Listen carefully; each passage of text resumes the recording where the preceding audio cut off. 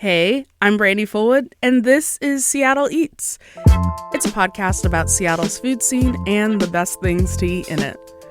What's your go-to spot in the Seattle area? I'm thinking about your reliable lunch spot, that restaurant with a perfect birthday vibe, or a pop-up that you've been following for years and regret any weekend you missed them. I want to try something out. The go-to spots of the people fueling the Seattle food scene. Not the trends or the new openings, but where they actually go, where they feel like a regular.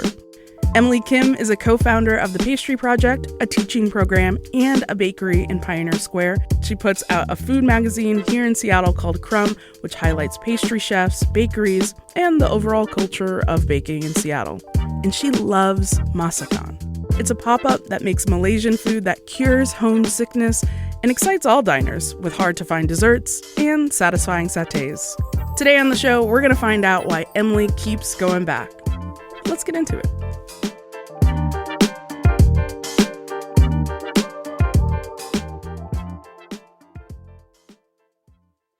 Hey, Emily, thanks for being here. Hi, thanks so much for having me. This is such a joy.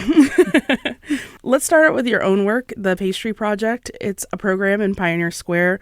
What are you all teaching people there? Yeah, so we run an annual free baking and pastry training program there for people with barriers to employment. So we're in the middle of our 9th class of students right now, and they learn just all of the pastry basics, basically, that would prepare you for an entry-level job as a baker or a pastry chef. So when you graduate, you are ready to start in the industry as a baker. Yeah, getting people to be able to work in bakeries around here. I remember some grocery stores, but also like places like maybe like Deep Sea Sugar and Salt. Yeah. And like Seawolf, Macrina. A lot of our students go to Macrina, Grand Central Bakery, places like that. I love a grocery store sheet cake. I think a lot of people overlook the skill and talent that goes into making the same cake every single day. And so you guys prepare people to be able to do that, have a skill set that you can meet every hour on the hour. Yeah, exactly. Consistency, knowing how to do all the things, the skills that go into, just the methods of baking. Yeah. Do you all have a particular philosophy for this work? We like to do good and have fun. So that's kind of our little motto. We just like to give back, to help people that might need a little bit of extra support and resources, and just make things accessible to everybody. That feels so Pioneer Square. Does it? That's cool. So you co-run this pastry program, which also has a bakery, and you have this magazine called KUOW, which highlights pastry chefs, bakeries, and the overall culture of baking in Seattle. You're living inside of the food world in all kinds of angles. Does that make you more or less picky about where you go out to eat? Ooh, probably more picky. I don't know. Especially for like pastries and stuff. I'm always like, I think my threshold is a little bit higher. Your butter's leaking out. I'm like, is this flaky enough? But I love food. I love restaurants. I love bakeries. I love exploring and discovering new places. So I'm always kind of on the lookout. I love pop-ups just because it's like you're usually doing something kind of fun and different and more specialized. So, yeah. That's a perfect segue to your go-to spot. What is it? Okay, so one of my favorite places, I would call it more of a pop-up than a restaurant because they don't have a brick and mortar at this point, is a really delicious Malaysian spot called Masakan. And it is run by a mother and daughter, and they're super sweet and super like hospitable. You feel so like you're a part of the family when you're being served by them. And they, I think, have a booth at the Ballard Farmers Market. And then they also have a commissary kitchen that they kind of pop up at, and you can order to go from in Soto. And they were my first intro to Malaysian cuisine, and I was just kind of unfamiliar with it. It's so flavorful. I love it so much. Did you have any expectations going into it, or were you just like clear-headed, I'm just going to try something? I think clear-headed, I'm just going to try something. I have gone to someone's birthday dinner that they hosted as kind of a pop-up at the old Karachi Cowboys space. Capitol Hill. Yeah, that was on Capitol Hill. And then they host a lot of community events.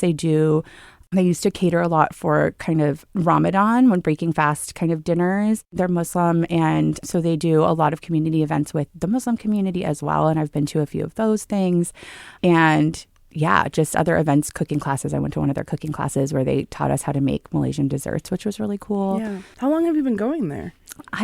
I'm so bad with timelines, but I would probably say like 3 years. Like not a really long time, but I'm not exactly sure when they started. Do you remember how you found out about them?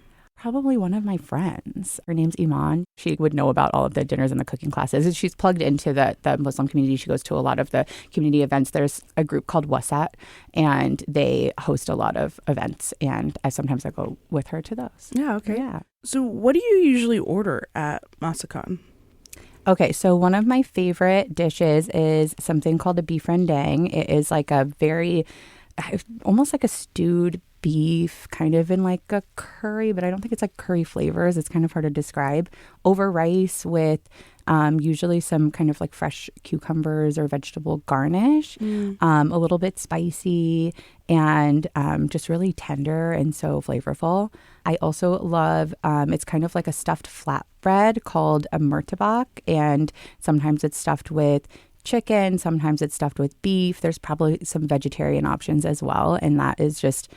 It's so good. It's even like hard to describe. Like you look at it and it kind of looks like like a stuffed omelet, but it's not. It's a flatbread, and yeah, the textures are just really good. The flavors are so good. I keep saying flavorful. I don't know how else to describe like something that just like is so flavorful. I mean, there are a lot of spices in Malaysian food. There's like galangal and lemongrass and ginger, turmeric. There's so many things in it.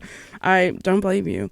I mean, I'm so attracted to the way that they make pastry in South Asia. I got to have curry puffs. Ooh, yeah. And honestly, I don't think any kind of language barrier could ever hold me back from a curry puff. I love well-spiced food. But like if you've never had a curry puff, they are basically like crispy, crackly shell. That sounds like so good. It looks like, do you know those?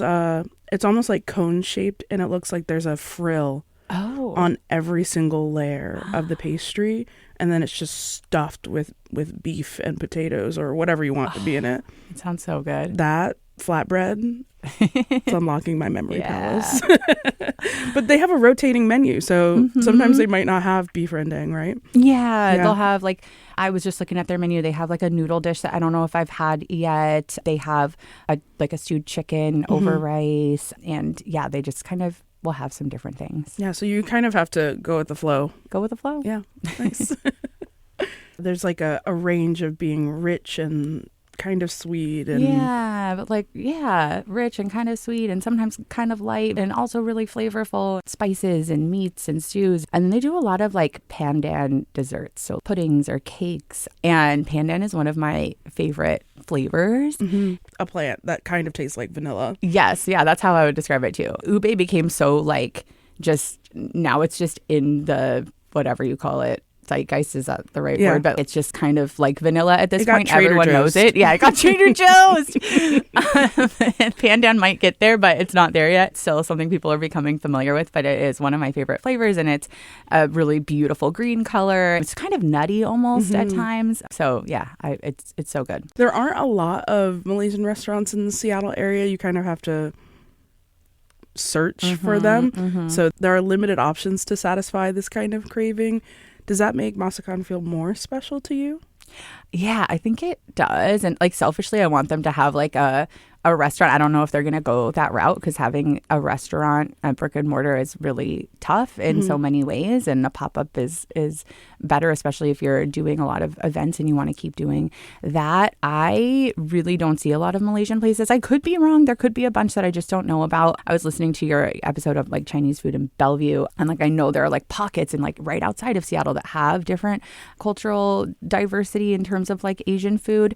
But yeah, this is like one of the only ones that I have found, so that it feels really special to me. I think I was talking to you earlier about how I've found some similar places in London, and London I feel like has a little bit more diversity in terms of Asian cultures and South Asian cultures. They have a lot of Sri Lankan food, which I also don't find a lot here, and then like Malaysian food as well. Yeah, no, you're not wrong. I definitely, in seeing that this was your go-to spot, I did try and see what the landscape of Malaysian food looked like.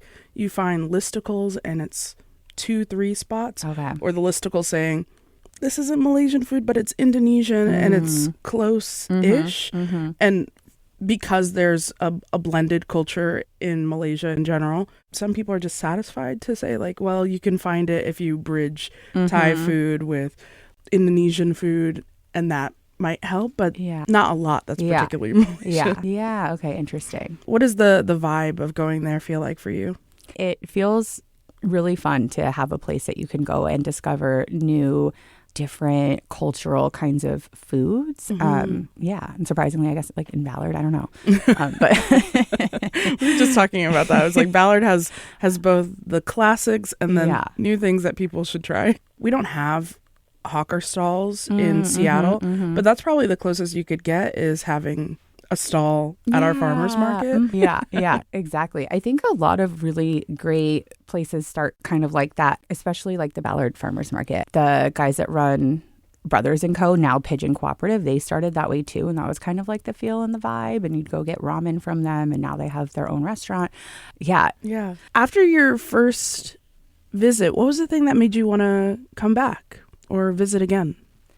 Yeah, I would say, well, obviously, I thought all of the food was super unique and just flavorful in a way that I really loved. But mostly, I remember the feeling of being in a room and being kind of served and spoken to by the owners that felt so much like I was just hanging out with friends and family in their home. If you have a chance to go to an event that they're hosting that's a little bit more of a private event, like that's such a different experience. And it felt so nice. Honestly, I don't think I've had that anywhere else. Like the feeling that I got at that dinner, and it just felt so comforting and so sweet, and it was great. It was a really unique experience. Yeah, that sounds really lovely. Yeah, it was lovely. You were saying you can't quite pin down what that feeling is. I mean, because you go to restaurants and you can like feel the vibe and you like, it's comfortable and you love it. Like there's so many great restaurants that have great vibes, but this was like, you're with family, but I didn't know anybody, you know? So it was great. Just, keep an eye on what they're up to because they kind of pop up in a bunch of different places and go visit. They're so good. You're going to love it. No, I can't wait. I'll have to schlep up to Ballard and try it. Emily Kim is the co-founder of the Pastry Project and founder of Crumb Magazine. Thank you for sharing your go-to spot. Oh, thanks for having me. This was so much fun. Thank you. Okay, but what does it mean to be a go-to spot for someone? I reached out to Safira Izani at Masakan, and here's what she had to say. It feels like such a blessing and an honor. All of this food, it's so personal to me. It's literally what I would have for dinner every day.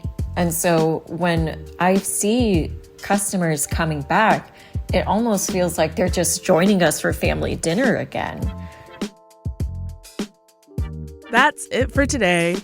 Seattle Eats is hosted by me, Brandy Fullwood, and you can get in touch with me at seattleeats@KUOW.org.